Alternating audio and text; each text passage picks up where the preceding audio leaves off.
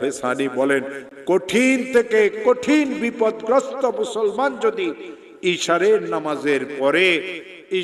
নামাজের পরে তাসবিহ হাতে নিয়ে যেই দরুদ শরীফ পড়তে জানে 100 বার দরুদ শরীফ পড়বে।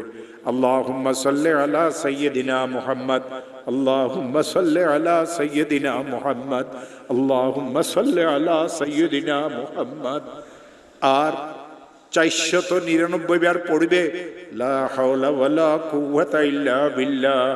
একবার পড়বে লা হাওলা ওয়ালা কুওয়াতা ইল্লা বিল্লাহিল আলিয়্যিল আযীম।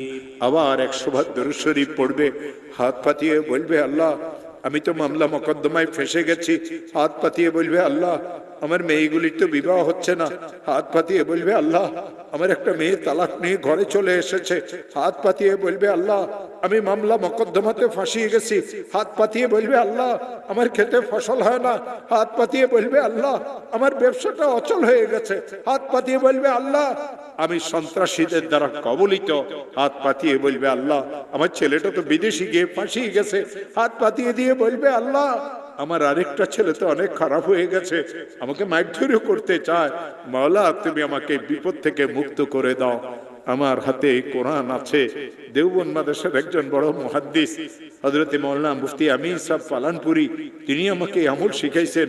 তিনি আমাকে এই কথা বলেছিলেন, মাওলানা যখন এই আমল শিখেছি নিজের জন্য, বিপদগ্রস্ত আত্মীয় স্বজনের জন্য যখন এই আমল আমি করেছি, আল্লাহর কসম এর ফলাফল আল্লাহ আমাকে হাতে হাতে দিয়েছে।